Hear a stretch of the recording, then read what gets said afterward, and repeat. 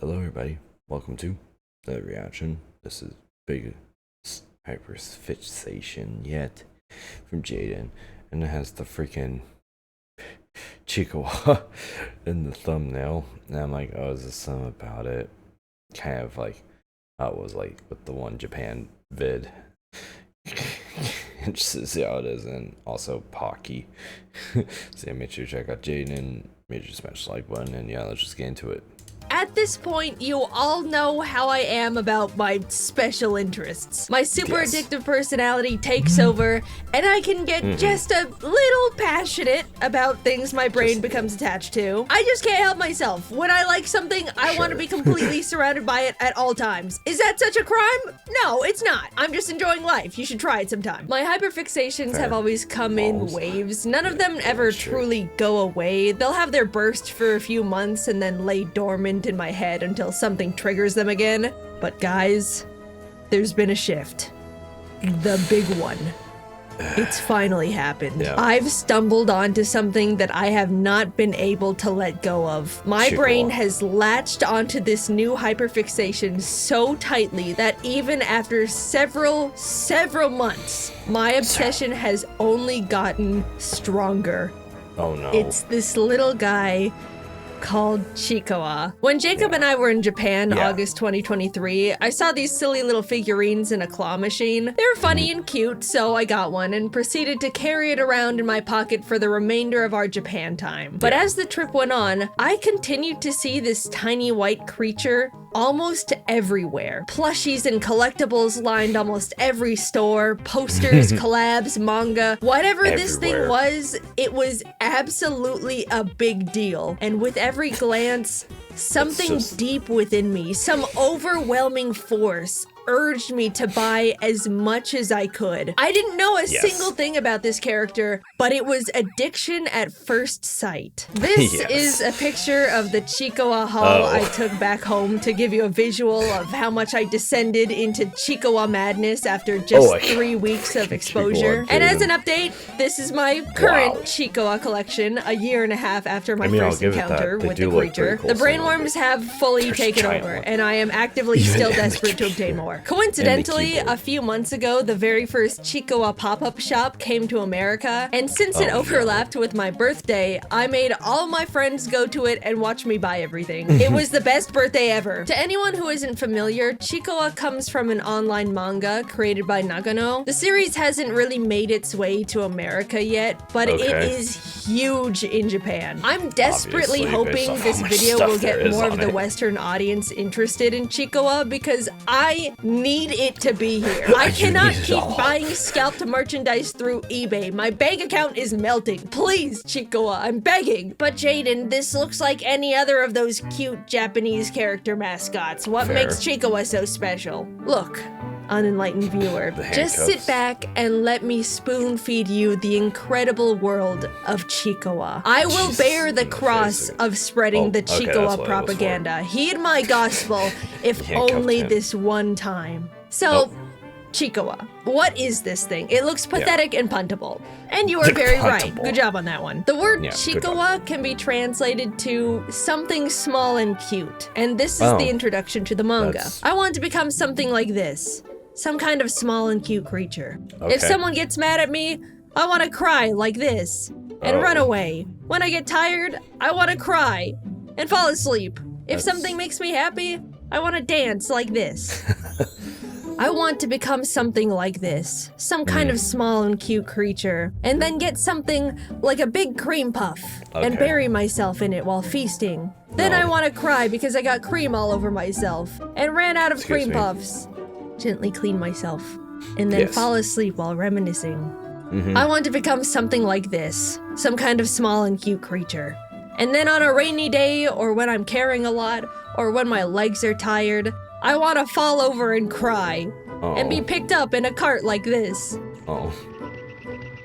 And then get tossed inside my house. So right away, you kind of get who Chikawa is. It's tiny and pitiful in every way, with simple wants like good food and compliments. It's emotional and cries at the smallest inconveniences. I feel like at its core, Chikawa is a personification of the human desire to simply give in to the inner child's wants and emotional needs with no filter or judgment. It's extremely refreshing compared to the hustle and bustle of daily human life. After these first pages, the manga starts to take shape and becomes more like a traditional series with actual panels, new characters, and eventually there's even story arcs too. But sometimes a page is just about a character making good food, eating it, and enjoying it. And I love that. When I read Chikawa, it makes me feel like I'm timing out for a moment. I enter this world where life is simple and everything slows down. Each little moment and feeling gets to be highlighted. It helps to remind me to savor the joys of the smallest experiences life has to offer. Even though some parts of Chikawa's world are unrealistic, like rice cookers found in bushes that always refill with rice, or a magical geyser that spits out fun candy. It's not a complete escape from reality because it still offers very real experiences. At one point, Chikawa sees that its friend Hachiware has a cool weapon to protect itself from dangerous creatures. Inspired, Chikawa goes out and gets a job where it pulls weeds for money. After some time and hard work, it gets to show Hachiware they now have a matching weapon of their own, celebrating and playing with them together. Not everything that happens in the world of Chikawa is good, though. Sometimes the characters work hard and fail anyway. Watching their tiny minds struggle to deal with defeat is such a whiplash because you definitely expect nothing bad to ever happen to them. I have to admit,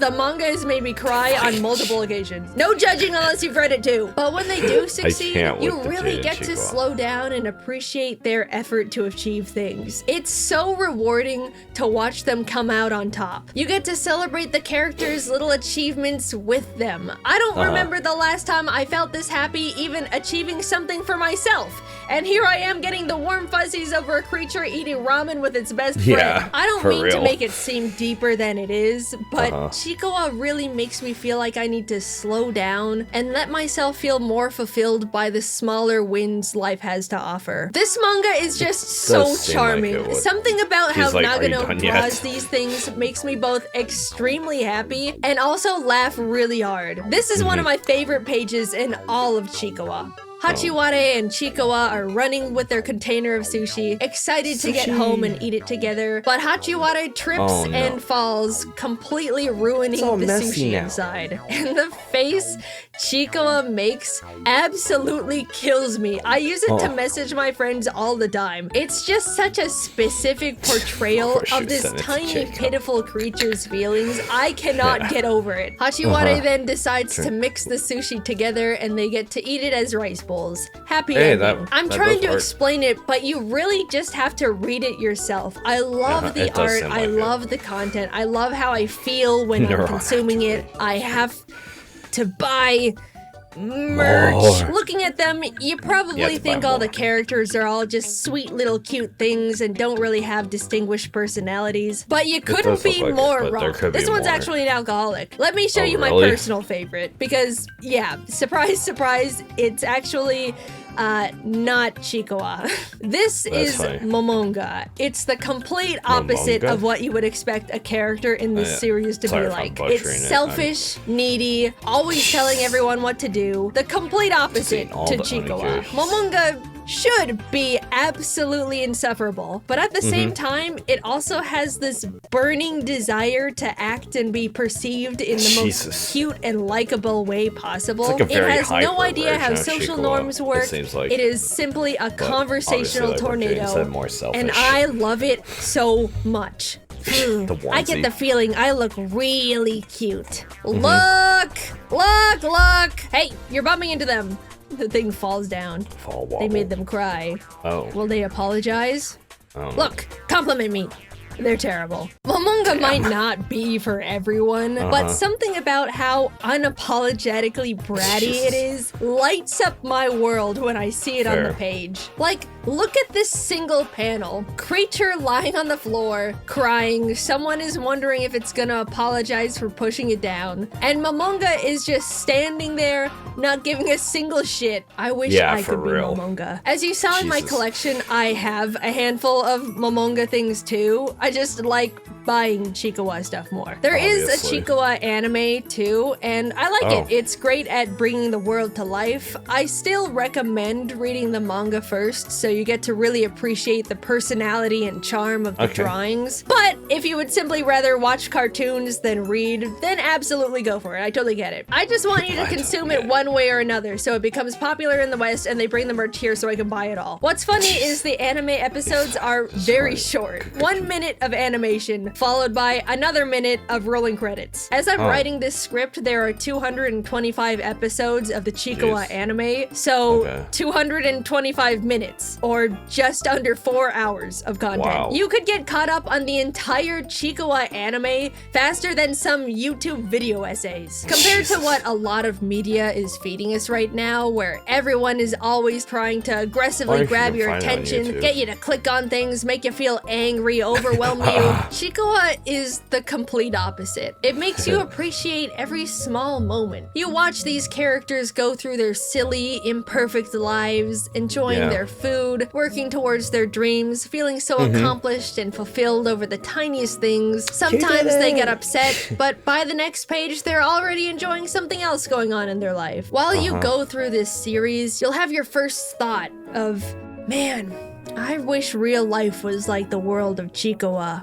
But then you kinda realize it just can be. You can take a moment to enjoy your food like they do. You can celebrate a milestone and feel just as rewarded as they do. Indeed, they live in the moment, not stressing over what comes next or how they're gonna top it. And you can too! It makes emotions feel real and valuable again to me. All through these simple little puntable characters. Chikawa isn't gonna resonate with everyone like it has with me, and that's completely fine, even though they're wrong. But I do hope that I've convinced at least some of you to give it a try. You can watch the anime on High Dive with subtitles, but unfortunately, there's currently no official English translations of the manga. You have to get a bit crafty to read it at the moment. Until we get official translations, there is a fan-made guide to Chikawa resources in the description with fan-made translations. But be respectful and normal, please. To be honest, I'm a little scared of all the attention I'm putting on this community all at once. But please,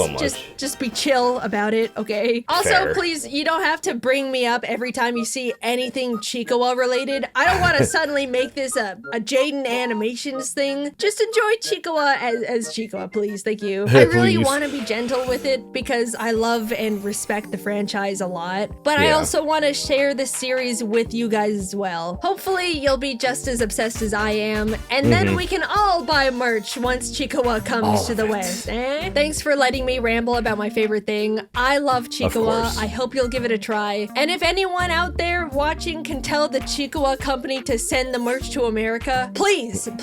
I promise I will buy it all. Please.